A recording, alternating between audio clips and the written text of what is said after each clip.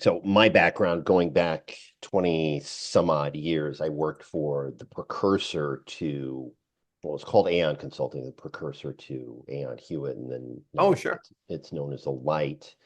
But back then, our work was with the HR suite. So it was benefits discussion, health and welfare, what do your plans look like? And then it was retirement plans and all that. Nice. But the big mantra, and I'll get to where I'm going with this in a second. The big mantra in all that was we wanted to, in our role as consultants, empower the HR suite to quote unquote sit at the head table. And in some ways, we were effective in getting HR to look at itself and to be looked at an organization as being more strategic than it had been in the past because it was the personnel department. You got to fill out the paperwork, you got to put up the sign in the break room, Compliance, and then your compliance, job gets compliance.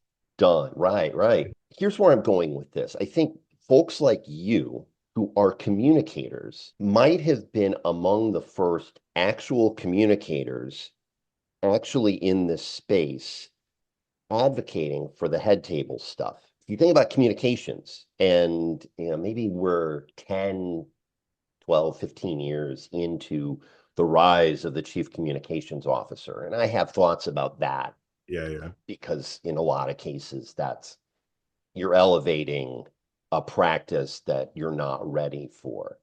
But there have been ages since the dawn of the internet. There have been people in our space, communications, who have been either overtly or covertly advocating for communications to have a seat at the head table, to be more strategic, et cetera. Yeah. And that's how I think you got more chief communications officers. You got more people looking at how is this going to be perceived, whatever this business decision is, how is this going to be perceived in the marketplace?